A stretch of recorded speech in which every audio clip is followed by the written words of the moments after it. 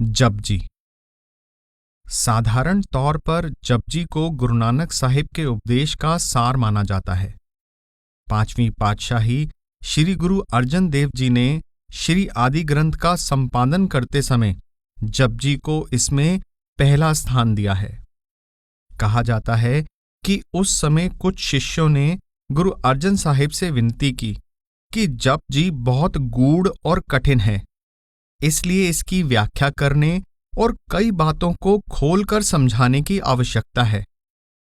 इस पर गुरु साहिब ने फरमाया कि सारा आदि ग्रंथ ही जपजी की व्याख्या है। जपजी की रचना के कारण और समय के विषय में विद्वानों के विचारों में बहुत मतभेद है। अधिकांश जन्म साखियां कहती हैं कि जपजी की शुरू की पंक्तियां गुरु साहिब ने बेई नदी में अलोप होने के समय प्राप्त हुए आंतरिक रूहानी अनुभव के एकदम बाद रची थी। इस तरह इन पंक्तियों के रचे जाने का समय 1500 ईस्वी से लेकर 1507 ईस्वी के बीच है, परंतु बहुत से विद्वान इस विचार से सहमत नहीं हैं। उनका विचार है कि जपजी आशा की वार और सिद्ध गोष्ठ में भाव और वर्णन की जो प्रौढ़ता और गंभीरता दिखाई देती है, उसे देखते हुए इसे गुरु साहिब के जीवन के अंतिम भाग की रचना मानना पड़ेगा, जब वे अपनी उदासियां समाप्त कर चुके थे और स्थायी रूप से करतारपुर में रहने लगे थे।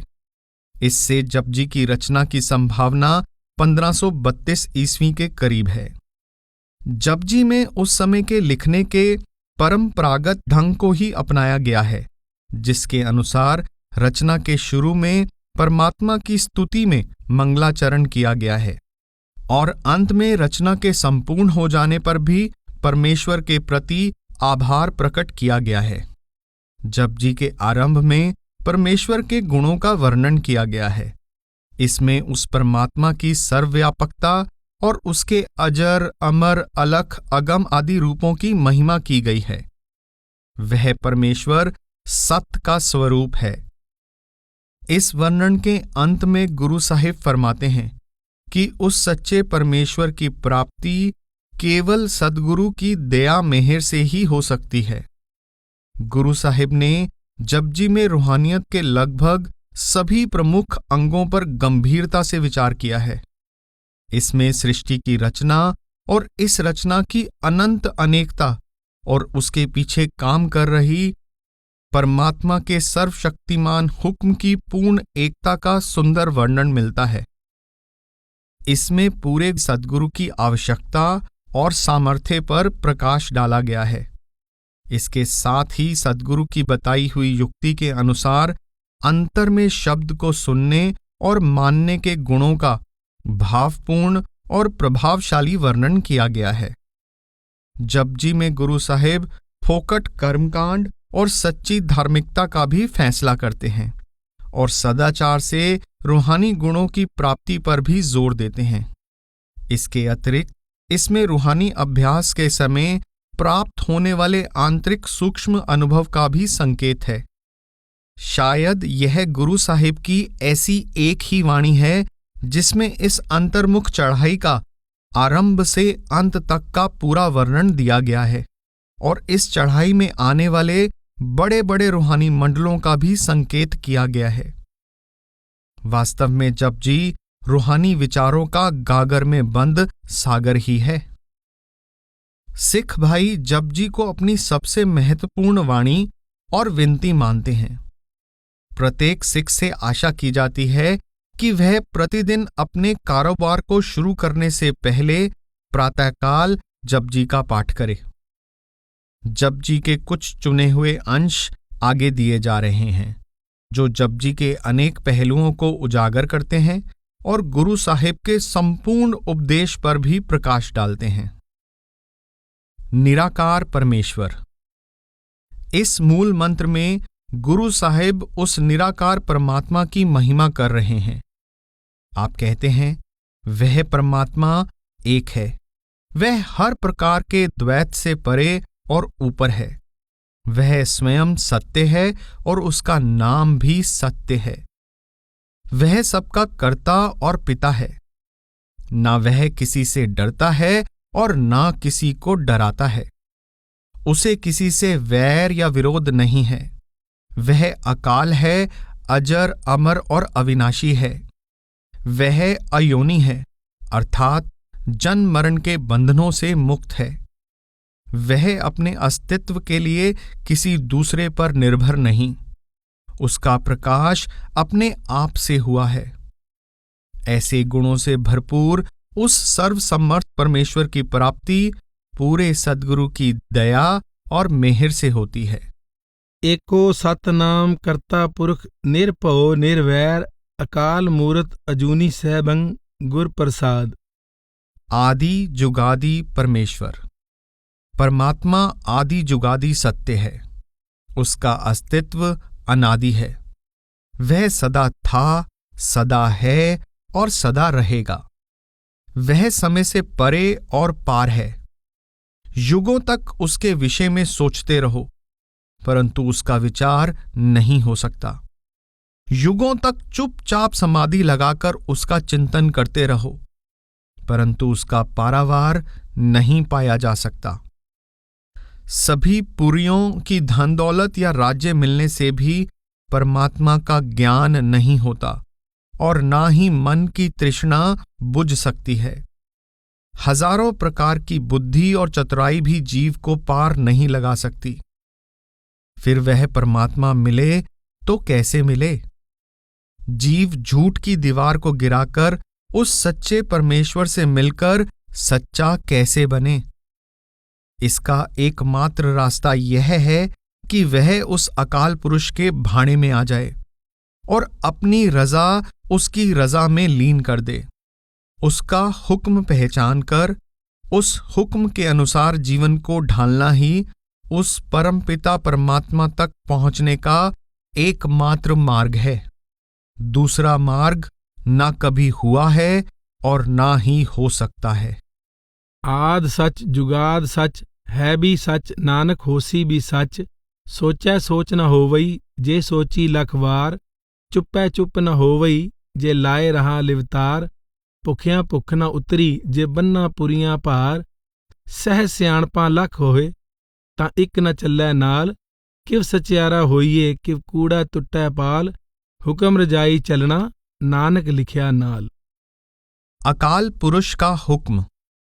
परमात्मा का हुक्म सर्वसमर्थ है। वह हुक्म अकथ है, कहने सुनने से परे है। सृष्टि के सभी रूप, सभी आकार और सभी जीव उसके हुक्म से अस्तित्व में आए हैं।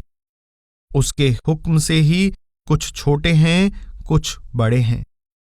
हुक्म से ही कुछ लोगों को उससे मिलने की बढ़ाई मिलती है और हुक्म से ही दूसरे लोग सदा आवागमन के चक्र में फंसे रहते हैं। जो कुछ है हुक्म के अंदर है। कोई भी और कुछ भी परमात्मा के हुक्म से बाहर नहीं है। यदि उस हुक्म की समझ आ जाए तो मनुष्य किसी भी हालत में अहंकार नहीं कर सकता और मैं मेरी के शब्द भी नहीं उचार सकता। हुक्मी होवन आकार हुक्म न कहया जाई। हुक्मी होवन जी हुक्म मिलै वडियाई। हुक्मी उत्तम नीच हुक्म लिख दुख सुख पाई है। इक ना हुक्मी बख्शीस इक हुक्मी सदा पवाई है। हुक्मै अंदर सब को बाहर हुक्म न कोय। नानक हुक्मै जे बुझै तां होमै कहे न कोय। परमेश्वर अनंत है। वह परमात्मा अलख तथा अगम है। ना तो उस अथाह परमेश्वर का कोई पारावार है और ना ही उसकी रची हुई सृष्टि का। धरती होर परै होर तिसते भार तलै कवन जोर। गुरु साहिब कहते हैं कि वह प्रभु अकाल है। वह आदि और अंत से परे और ऊपर है। वह निर्मल है तथा परम पवित्र है। वह ना कहीं से शुरू होता है ना कहीं पर समाप्त होता है। वह हर प्रकार के परिवर्तन से रहित है। वह सदा एक रंग, एक रस और एक रूप है। वह अनील है, अर्थात माया के हर प्रकार की मैल से मुक्त है। वह परम चेतन है, परम निर्मल है। उस परमात्मा को सदा नमस्कार है। आदेश तिसह आदेश, आद अनील अनाद अनाहत, जुग जुग एको वेश। कर्ता पुरुष परमेश्वर। यहाँ गुरु साहिब इस सृष्टि को उस कर्ता पुरुष का अद्भुत चमत्कार कहकर उसकी महिमा कर रहे हैं। ना तो इस सृष्टि के इधर के किनारे का पता है और ना उधर के।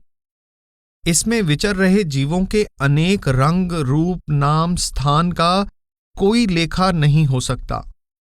जो कुछ है उस परमात्मा की तेज चल रही कलम का सुंदर चमत्कार है। वह कर्ता भी अकथ है और उसकी रचना भी अकथ है।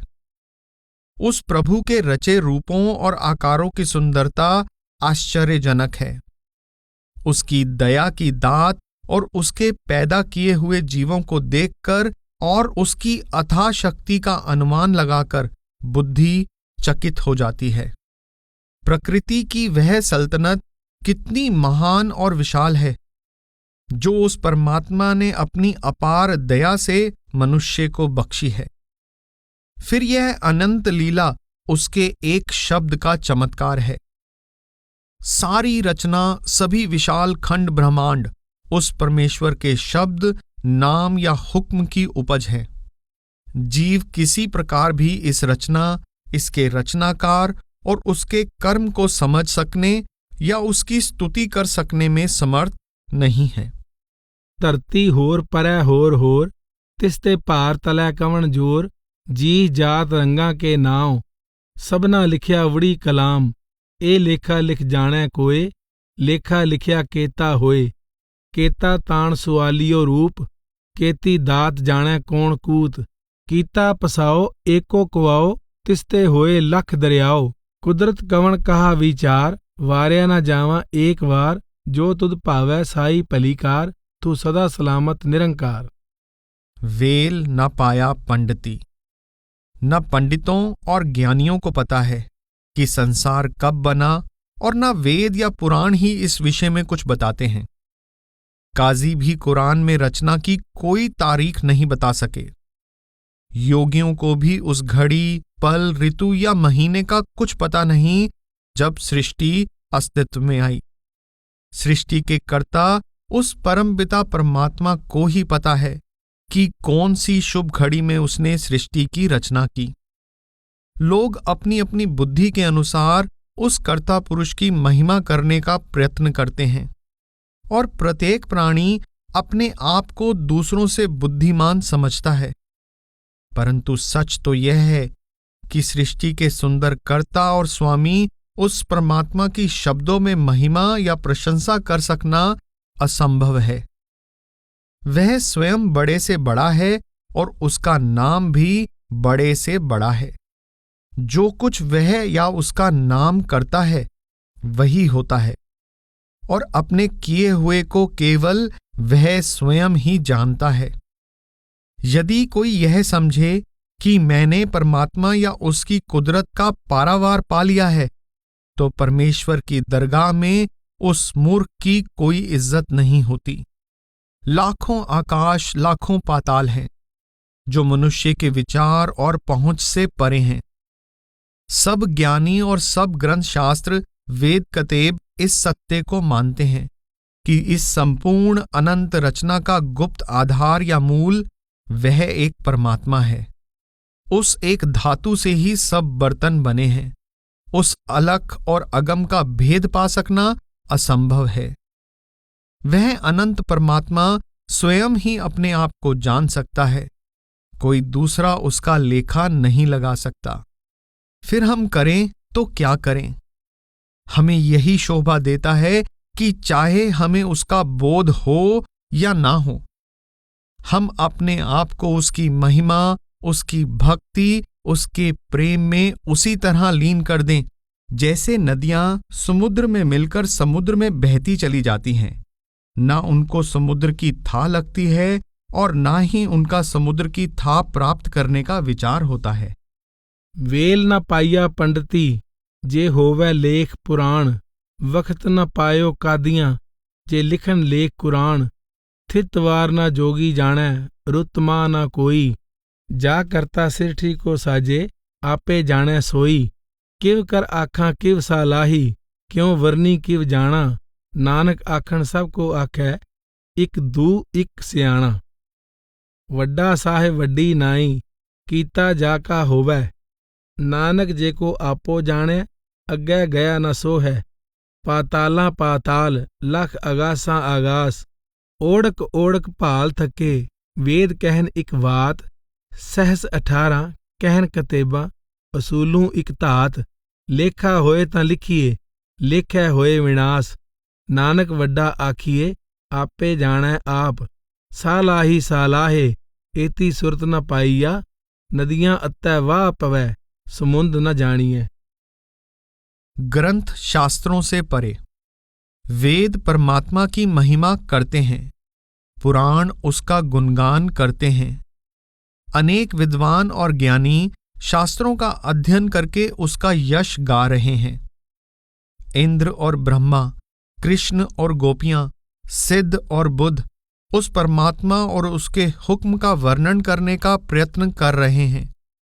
असंख्य उसकी महिमा करते हुए चले गए और असंख्य अन्य उसकी महिमा के लिए संसार में आएंगे, परंतु ना तो कोई उस अपरंपार अनमोल परमात्मा का मोल पहले आंक सका है और ना ही कभी भविष्य में आंक सकेगा।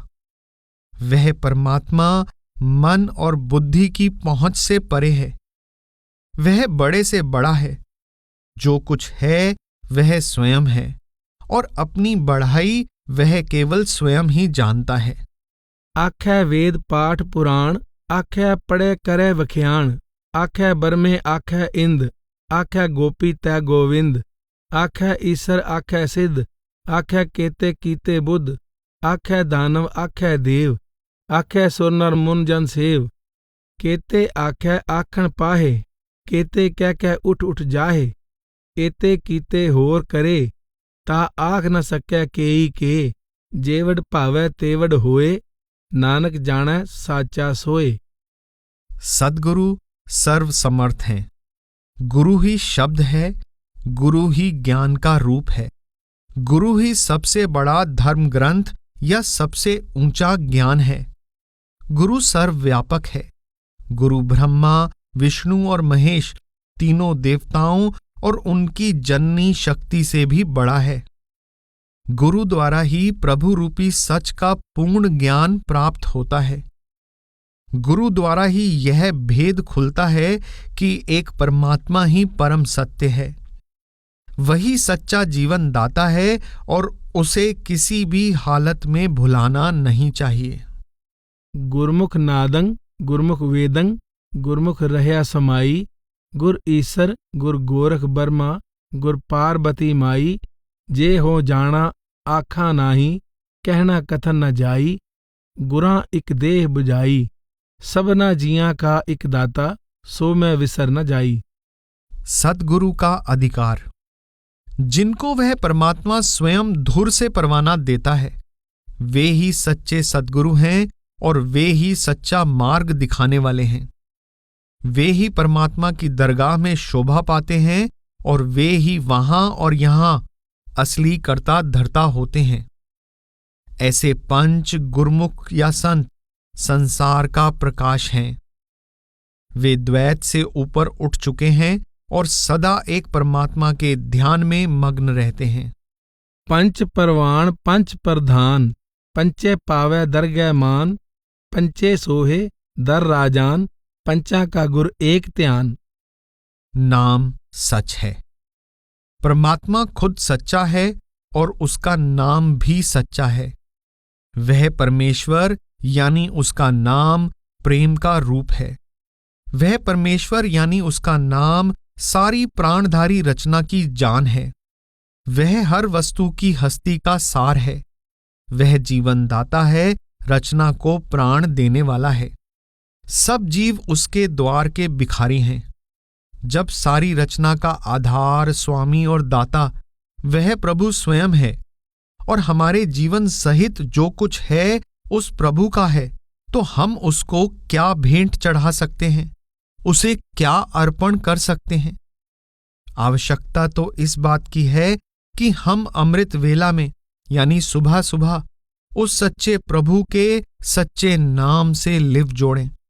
इस प्रकार उस बख्शिंद और दयालु प्रभु की कृपा से आवागमन का चक्र समाप्त हो जाएगा, सच्ची मुक्ति प्राप्त होगी और उस परमपिता परमेश्वर से मिलाप हो जाएगा। साचा साहिब साच नाए, पाख्या पाओ अपार, आख्या मंगे दे दे, दात करे दातार, फेर की अग्गै रखिए, जित दिसै दरबार, मुंह के बोलन बोलिए, जित सुन तरे प्यार, अमृत वेला सच नाओ, वड्याई विचार, करमी आवे कपड़ा, नदरी मोख दुआर, नानक एवें जानिए, सब आपे सचियार। शब्द को सुनने के फल। इन 4 पौड़ियों में गुरु साहिब सद्गुरु द्वारा बताई युक्ति से अंतर में शब्द से जुड़ने के फल का वर्णन कर रहे हैं। गुरु साहिब फरमाते हैं कि अंतर में शब्द के साथ जुड़ने से जीव को सिद्धों, पीरों और देवताओं की ऊंची अवस्था प्राप्त हो जाती है। उसे पाताल लोक, मनुष्य लोक और देवलोक का और उनको सहारा देने वाली शक्ति का ज्ञान हो जाता है। रचना के सब भेद पुस्तक की तरह उसके सामने खुल जाते हैं। वह मौत यानी काल पर विजय प्राप्त कर लेता है। उसके सभी दुखों व पापों का नाश हो जाता है और उसका हृदय सदा अलौकिक प्रसन्नता से भरा रहता है। शब्द के साथ जुड़ी अनेक रिद्धियां, सिद्धियां और शक्तियां उसे प्राप्त हो जाती हैं। वह अपने आप को पहचानने के योग्य बन जाता है और सब ग्रंथ शास्त्रों का असली मर्म समझ लेता है। शब्द को सुनने से उसको सच्चा संतोष, सच्चा ज्ञान, सच्चा सहज और अमर आनंद प्राप्त हो जाता है। शब्द के साथ लिव जुड़ने पर वह और भी अनेक गुणों का स्वामी बन जाता है और अंत में परमपिता परमात्मा से मिलने के योग्य हो जाता है। सुनिए सिद्ध पीर सुरनाथ, सुनिए तरत तवल आकाश, सुनिए दीप लो पाताल, सुनिए पो न सकै काल, नानक भगतां सदा विगास, सुनिए दुख पाप का नाश, सुनिए ईसर बर्मा इंद, सुनिए मुख सालाहण मंद, सुनिए जोग जुगत तन भेद, सुनिए सासत सिमरत वेद, नानक भगतां सदा विगास, सुनिए दुख पाप का नाश, सुनिए सत संतोख ज्ञान, सुनिए 68 का स्नान, सुनिए पढ़ पढ़ पावै मान, सुनिए लागै सहज ध्यान, नानक भगतां सदा विगास, सुनिए दुख पाप का नाश, सुनिए सरा गुणा के गा, सुनिए शेख पीर पातशाह, सुनिए अंधे पावै राह, सुनिए हाथ होवे असगा, नानक भगतां सदा विगास, सुनिए दुख पाप का नाश। शब्द में लीन होने के फल। उपनिषदों में परमार्थ के 3 अंगों श्रवण यानी सुनना, मनन यानी हृदय में बसा लेना और निधिध्यासन यानी समाधि में अंदर सत्य से जुड़ना की बहुत महिमा की गई है। गुरु साहिब भी सुनिए, मनने और पंच परवान की पौड़ियों में अंदर शब्द को सुनने, शब्द के रंग में रंग जाने और पूर्ण समाधि की अवस्था में शब्द में समाकर शब्द का रूप हो जाने की महिमा कर रहे हैं। शब्द यानी नाम के साथ अंदर जुड़ने और उसे सुनने के फल का वर्णन करके गुरु साहिब उस साधक की अवस्था का वर्णन करते हैं जो शब्द का लगातार अभ्यास करते हुए शब्द में ही लीन हो जाता है। ऐसे साधक को वह अद्भुत अवस्था प्राप्त हो जाती है जिसका शब्दों में वर्णन कर सकना असंभव है। शब्द में लीन होने वाले अभ्यासी की चेतना इतनी व्यापक हो जाती है कि सारा ब्रह्मांड उसको साक्षात दिखाई देता है। सारी सृष्टि उसकी दृष्टि में आ जाती है। शब्द की अद्भुत शक्ति के सहारे वह एक से दूसरी रूहानी मंजिल तय करता हुआ आगे ही आगे बढ़ता जाता है और अंत में परमात्मा के निज स्थान पर पहुंच जाता है। जो सबका आदि और अंत है। जैसे जैसे वह ऊंचे मंडलों में जाता है, उसकी दृष्टि विशाल होती जाती है।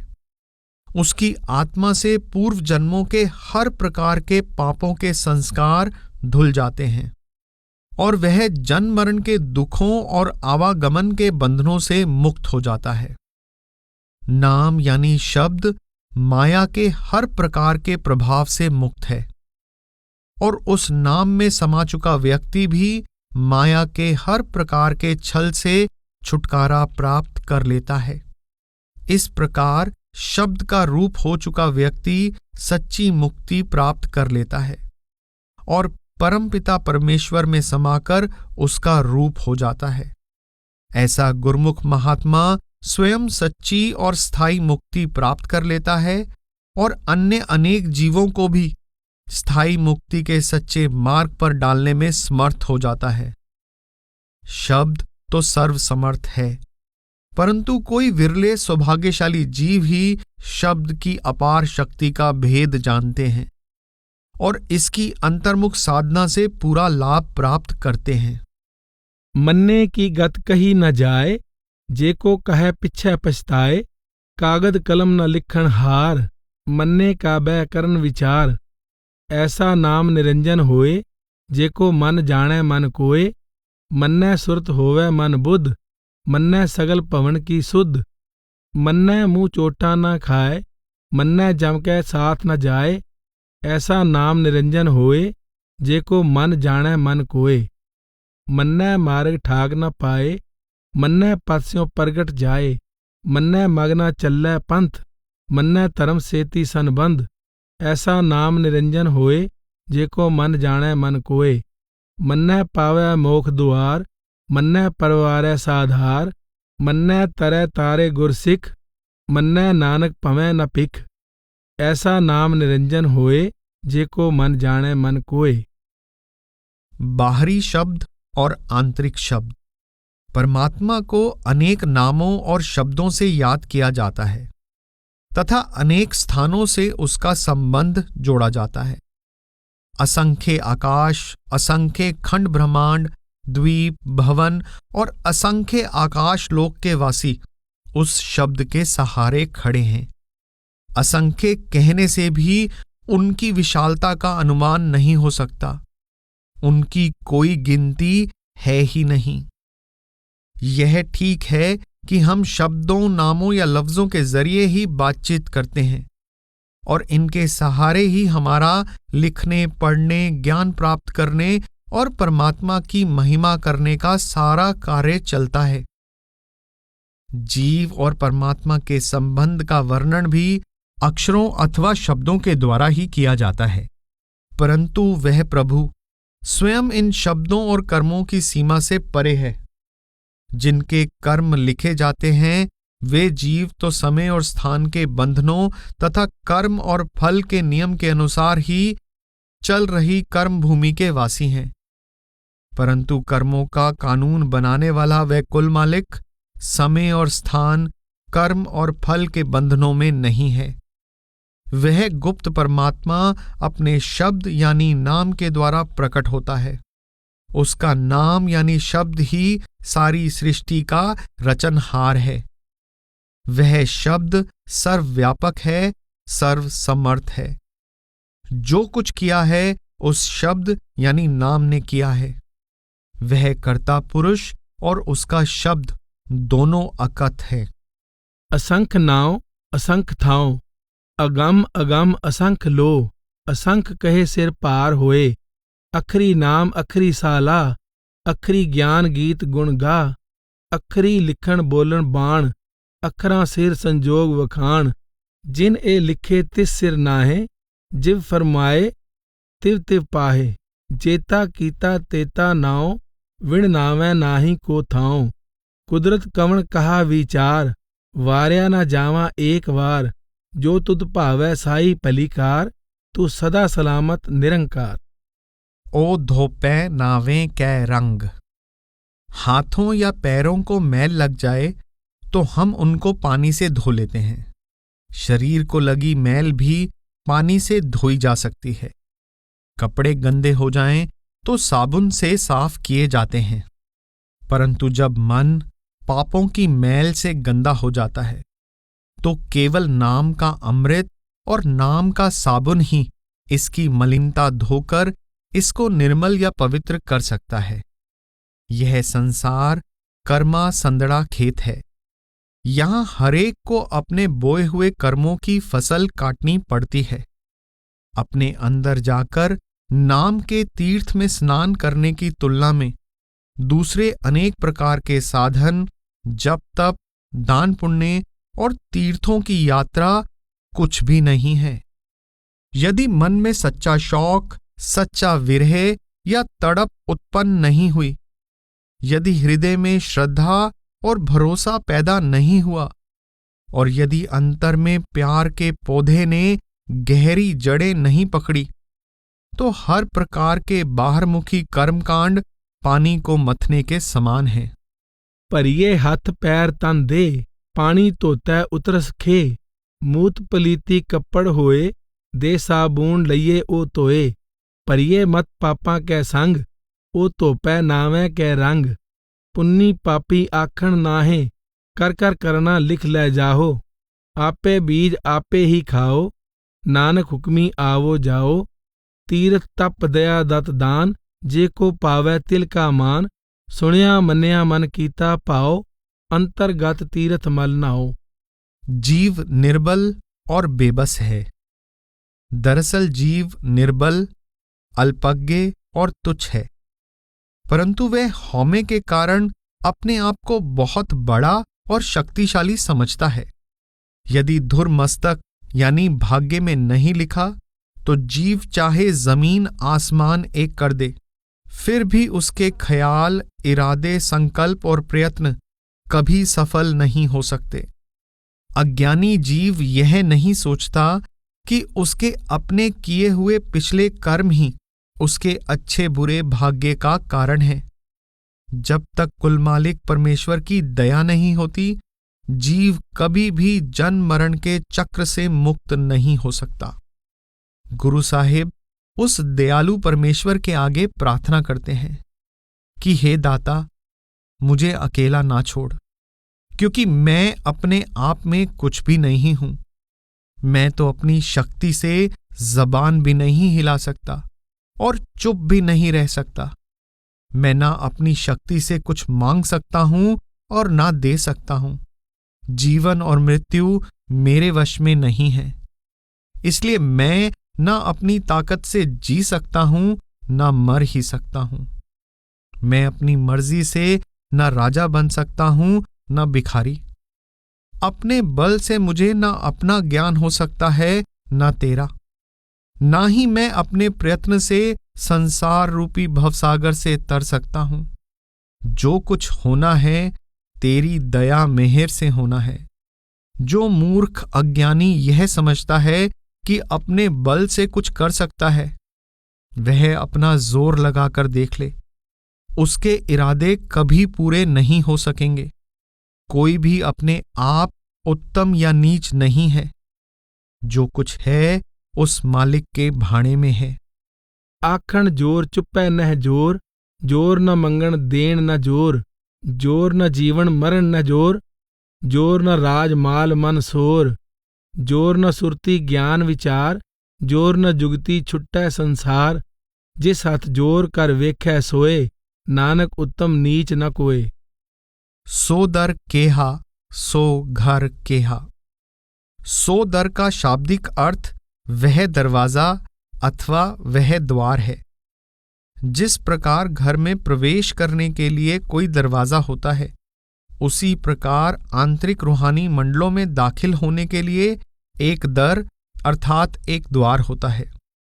रूहानी सफर इस द्वार में दाखिल होने से शुरू होता है और सचखंड में पहुंचकर परमात्मा से मिलाप कर लेने पर समाप्त होता है।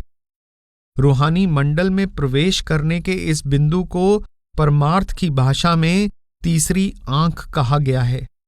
हिंदू शास्त्रों में इसको शिव नेत्र कहा गया है। मुसलमानों की पवित्र पुस्तकों में नुक्ते स्वेदा या काला नुक्ता कहकर इसका वर्णन किया गया है। बाइबल में इसको एक आंख कहा गया है। यदि तू एक आंख वाला बन जाए तो तेरा सारा शरीर नूर से भर जाएगा। गुरु नानक साहिब ने इसको दर कहा है, क्योंकि इस बिंदु से ही हमारा असली रूहानी सफर शुरू होता है। यह बिंदु सचखंड रूपी महल की दहलीज के समान है। इस बिंदु पर पहुंचकर जीवात्मा नीचे की ओर के जगत का राग रंग देख या सुन सकती है और ऊपर की ओर भी देख सकती है। यहां पहुंचकर नीचे और ऊपर की सृष्टि का विराट दृश्य दिखाई देता है। इस बिंदु पर पहुंचकर अनेक नाद अर्थात शब्द बजते हुए सुनाई देते हैं। 5 तत्व और इनसे बनी सारी सृष्टि ही नहीं, बल्कि सभी देवी देवता, सिद्ध, बुद्ध, अवतार, जपी, तपी, ऋषि, मुनि और कर्मों का हिसाब रखने वाला धर्मराज आदि उस कर्ता पुरुष की महिमा करने में व्यस्त दिखाई देते हैं। इस अवस्था की प्राप्ति से ऋषियों मुनियों जैसी दिव्य दृष्टि प्राप्त हो जाती है। जीव को अंतर्यामिता प्राप्त हो जाती है और भविष्यवाणी कर सकने की शक्ति मिल जाती है।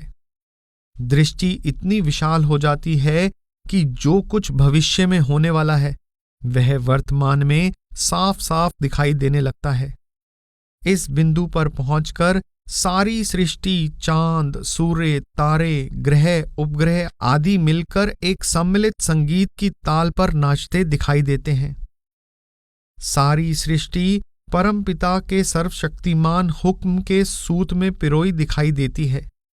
सब खंड ब्रह्मांड उस कर्ता के हुक्म के अनुसार काम करते दिखाई देते हैं। हमें अनुभव हो जाता है कि जो कुछ होता है उसके हुक्म या रजा के अनुसार होता है। तब वह परमात्मा ही सारी सृष्टि का कर्ता, मालिक, स्वामी और सभी शाहों का शाह दिखाई देता है। वह सर्वव्यापक, सर्वशक्तिमान और करण कारण ही सर्वसमर्थ प्रतीत होता है। ऐसा लगता है कि जो कुछ है वही है। सो दर केहा सो कर केहा, जित बै सर्व समाले, वाजे नाद अनेक असंख्या, केते वावण हारे, केते राग परी स्यो कहियन, केते गावण हारे, गावै तोहनो पौण पाणी बैसंतर, गावै राजा धर्म दुआरे, गावै चित गुपत लिख जाणै, लिख लिख धर्म विचारे, गावै ईसर बर्मा देवी सोहन सदा सवारे, गावै इंद इदासन बैठे, देवतियां दर नाले, गावै सिद्ध समाधि अंदर, गावन साध विचारे, गावन जति सती संतोखी, गावै वीर करारे, गावन पंडित पढ़न रखीसर, जुग जुग वेदा नाले, गावै मोहनिया मन मोहन, सुरगा मछ पयाले, गावन रतन उपाय तेरे, 68 तीरथ नाले, गावै जोध महाबल सूरा, गावै खाणी चारे, गावै खंड मंडल वर भंडा, कर कर रखे तारे, सेई तुदनो गावै जो तुद पावन, रते तेरे भगत रसाले, होर केते गावन से मैं चित ना आवन, नानक क्या विचारे, सोई सोई सदा सच साहिब, साचा साची नाई, है भी होसी जाए न जासी, रचना जिन रचाई, रंगी रंगी भाती कर कर जिनसी, माया जिन उपाई, कर कर वेख्या कीता आपना, जिव तिस दी वडियाई, जो तिस भावै सोई करसी, हुक्म न करना जाई, सो पातशाह साहब पात साहिब, नानक रहन रजाई। सच खंड वसे निरंकार। वह कुल मालिक निराकार परमेश्वर सबसे ऊंचे रूहानी मंडल सचखंड का रहने वाला है। उस निरंकार की दया दृष्टि ही सचखंड के वासियों के जीवन, सुंदरता और आनंद का एकमात्र स्रोत है। सभी खंड ब्रह्मांड सचखंड में समाये हुए हैं। जो कुछ बना है उस निराकार और उसके हुक्म से बना है, और जो कुछ हो रहा है उसके हुक्म में हो रहा है। वह कुल मालिक सदा आनंदमय है। दया के रूप, आनंद और सुंदरता के रूप उस अनंत बेप्रवाह निराकार की उपमा कर सकना असंभव है। सच खंड वसै निरंकार, ਕਰ ਕਰ ਵੇਖੈ ਨਦਰ ਨਿਹਾਲ, ਤਿੱਥੈ ਖੰਡ ਮੰਡਲ ਵਰਭੰਡ, ਜੇ ਕੋ ਕਥੈ ਤਾਂ ਅੰਤ ਨ ਅੰਤ, ਤਿੱਥੈ ਲੋ ਲੋ ਆਕਾਰ, ਜਿਵ ਜਿਵ ਹੁਕਮ ਤਿਵੈ ਤਿਵਕਾਰ, ਵੇਖੈ ਵਿਗਸੈ ਕਰ ਵਿਚਾਰ, नानक कथना करड़ा सार। पवन गुरु पाणी पिता। जपजी का अंत गुरु साहिब ने जिस श्लोक से किया है उसमें आप यह विचार प्रकट करते हैं कि मनुष्य शरीर हवा, पानी और मिट्टी आदि का बना है। गुरु साहिब ने हवा को गुरु कहा है क्योंकि जिस तरह गुरु के बिना आत्मिक जीवन संभव नहीं, उसी तरह हवा के बिना जीवित रह सकना असंभव है। पानी को पिता कहा है।